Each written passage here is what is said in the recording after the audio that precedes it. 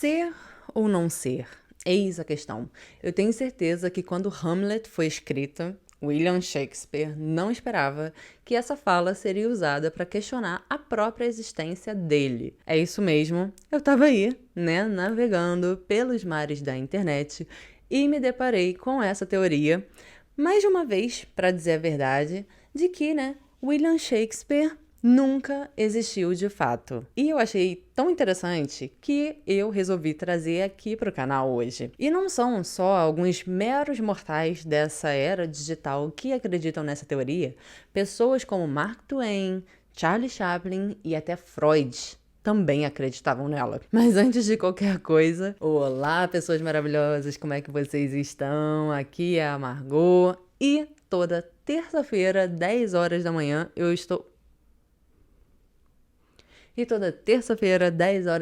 eu tô aqui falando de alguma coisa que eu achei interessante. Pode ser um caso criminal, pode ser uma teoria da conspiração, como o caso de hoje, não é mesmo? Pode ser uma lenda, um fato histórico, misterioso ou até mesmo curioso. Enfim, se você é uma pessoa tão curiosa como eu, se inscreve aí no canal e ative as notificações para não perder nenhum episódio extra. E o mesmo vale, para quem estiver ouvindo esse episódio. Lembrando, que os episódios são multiplataforma, lançados sempre simultaneamente no YouTube e nas plataformas de áudio. E, como sempre, os demais recados eu vou deixar para dar no final do episódio. Então, sem mais delongas, bora para o episódio de hoje.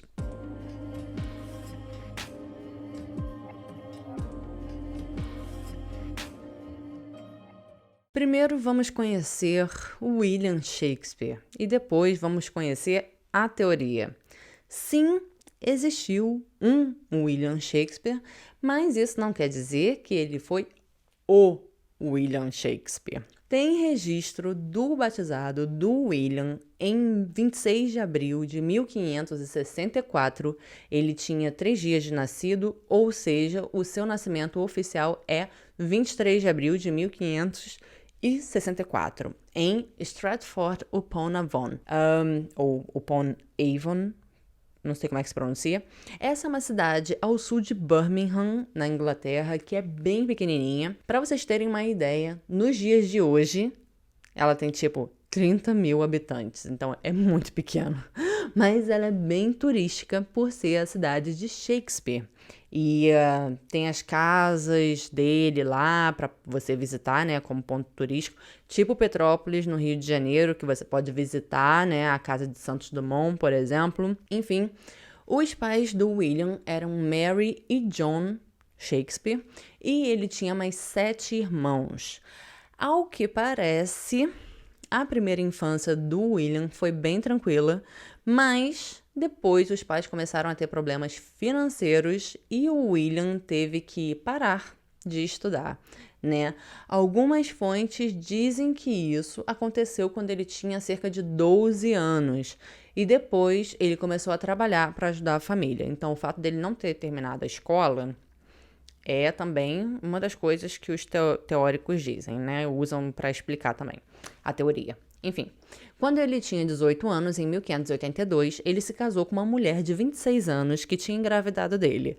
Ela era Anne Hathaway. Ela teve a Susana, que foi a filha mais velha deles, e depois de 2 anos eles tiveram gêmeos, Hamnet e Judith.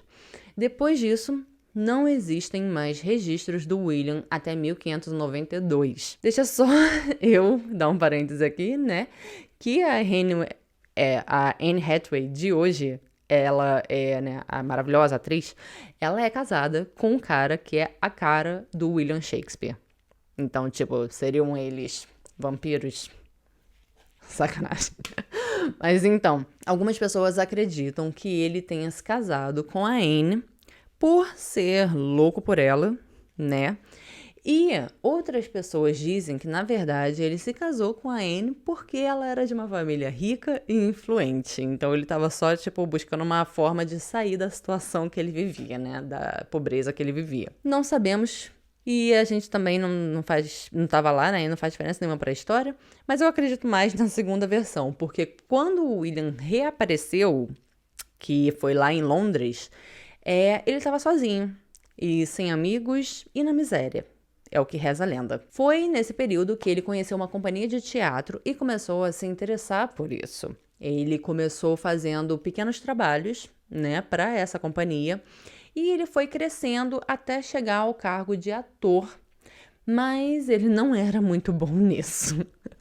Então, ele começou a se interessar por escrever peças e ver como é que o teatro funcionava, né, atrás do palco, enfim. E no começo ele escrevia comédias, né, como Sonho de uma Noite de Verão, Muito Barulho por Nada, Como Gostais, A Megera Domada, enfim. E depois ele passou para peças dramáticas e que são as mais conhecidas hoje em dia, como Romeu e Julieta, né, claro, a tragédia de Júlio César, Hamlet e Macbeth. Entre 1606 e 1607, ele escreveu peças menores, muitas nem são atribuídas a ele. Suas últimas 3 peças, né, na verdade, foram colaborações, sendo que a última, que se chama A Tempestade, só foi terminada em 1613. Nesse período, ele tinha voltado a morar na sua cidade natal, mas ele ia a Londres com frequência. Quando foi no dia 23 de abril de 1616, no dia do próprio aniversário do William, ele morreu aos 52 anos. Não existe uma causa da morte oficial, mas o rumor é que ele teria morrido de uma febre, né, causada por um grande porre que ele tinha tomado um dia antes com os amigos dele, porque ele tinha recebido a visita de Ben Jonson e Michael Drayton, ambos poetas, né?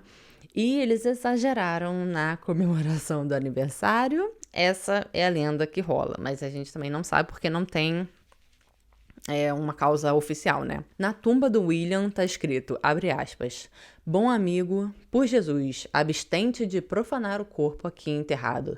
Bendito seja o homem que respeite essas pedras, e maldito o que remover os meus ossos. Fecha aspas. Eu gostei e eu acho que eu vou colocar isso na minha tumba também. Mas, por causa disso, a gente não sabe nem se ele tá enterrado lá mesmo ou se tem alguém enterrado lá mesmo, porque até hoje a tumba nunca foi aberta. Quem for até Stratford pode visitar a tumba dele, fica na Igreja da Santíssima Trindade, lá na cidade, né? Agora que nós conhecemos o homem, vamos falar da teoria. O homem existiu? Sim, né? Casou, teve filhos, netos, então é óbvio, né, que ele existiu. Mas essa teoria defende que ele não tenha escrito as peças atribuídas a ele. Essa teoria diz que as peças foram escritas por outros dramaturgos, outros poetas e até mesmo por mulheres. Lembrando, né, que naquela época as mulheres não podiam sequer atuar. Sim, então assim, os papéis de mulheres, né, eram representados pelos atores mais novos das companhias de teatro. Então, né, enfim, essas pessoas, talvez até mesmo em colaboração, escreveriam as peças e assinariam como William Shakespeare, como um pseudônimo. E, na verdade, isso é muito comum, tá? Hoje em dia mesmo vemos muitos cantores ou atores que escrevem livros com um pseudônimo diferente, né? Vou dar um exemplo aqui, bem famoso até, é a própria J.K. Rowling, que escreveu Harry Potter. O nome dela é Joanne, mas ela assinou como J.K., porque se acreditava que os livros seriam mais aceitos se não fossem escritos por uma mulher. E não só isso, mas a J.K. também tem até um pseudônimo masculino. Esse pseudônimo, né, essa assinatura, digamos assim, é Robert Galbraith, que já assina 5 livros. Fica aí. E recado pra J.K., porque eu sei que ela tá assistindo esse vídeo e ela fala português fluente, só que não. Transfobia não é legal, amiga. Evolua como ser humano. Bom, voltando pra teoria. Eles dizem que o William não tinha nem terminado a escola, então como é que ele poderia ter escrito obras tão complexas e tão geniais. Além disso, a assinatura dele ficava mudando sempre. E isso é verdade mesmo. Tipo, tem obra que não parece nem que a mesma pessoa assinou, porque é muito diferente. Mas as minhas assinaturas também nunca saem iguais. Então, quem sou eu para julgar, não é mesmo? Mas também tem muitas mudanças nas formas que as peças foram escritas, seja pela gramática ou seja pelo vocabulário. Ele também não teria conhecimento sobre a aristocracia da época e tampouco familiaridade com a corte real. Então, como é que ele poderia escrever tão bem sobre isso?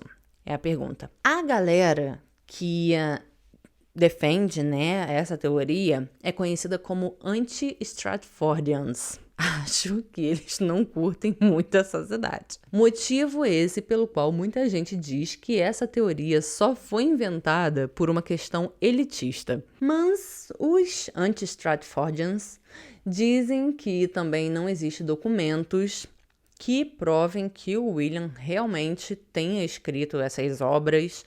E no testamento do William, ele não faz nenhuma referência a nenhum dos seus pertences literários, né?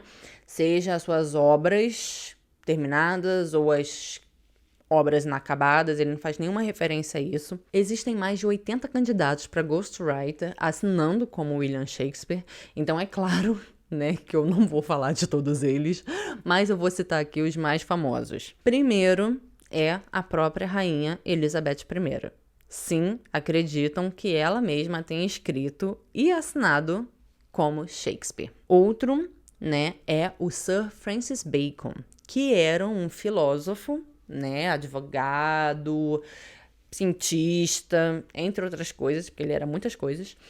Ele tinha uma forma de escrever muito parecida com a que foi usada na peça As You Like It. Outro seria Christopher Marlowe, que também era um escritor e muito parecido com William, tipo, fisicamente mesmo. E ele também tinha uma origem muito de vida, né? Muito parecida com a do William. Eles tinham até, tipo, só meses de diferença de idade. Ele escreveu 7 peças muito semelhantes com as de Shakespeare. Oficialmente, ele morreu em 30 de maio de 1593, mas os teóricos dizem que ele teria forjado a própria morte e depois assumido a assinatura de William Shakespeare. Esse foi o episódio de hoje, eu espero que vocês tenham gostado. Me conta aí se você já conhecia essa teoria e se você acredita nela. Particularmente é claro que eu não acredito nessa teoria. Mas eu mantenho a minha mente aberta, vai que um dia eles provam, né, que isso é verdade. Parafraseando o próprio William, né, o Shakespeare, há mais coisas entre o céu e a terra, Horácio, do que sonha a nossa vã filosofia. No episódio de hoje, eu quero mandar um beijo especial para Luciana Batista, que tá sempre aqui comentando, né, os episódios. Beijão pra você, Chuchu. Eu quero contar, né, que eu abri um segundo canal porque eu comecei a sentir falta da parte terapêutica do YouTube, né, de quando eu comecei, eu falava de um monte de coisa diferente do que dava na telha, enfim, e não tinha data pra sair, não tinha isso, então, enfim, é por isso que eu montei o Fala Margot Light, o link vai estar aí na descrição. Por favor, se inscreva lá, né, para um conteúdo mais desconstruído, é ótimo. Também, talvez, descontraído. E não tem data certa para sair vídeo lá. Apesar, né, que esse episódio também foi bem leve. Então, compartilha, vai.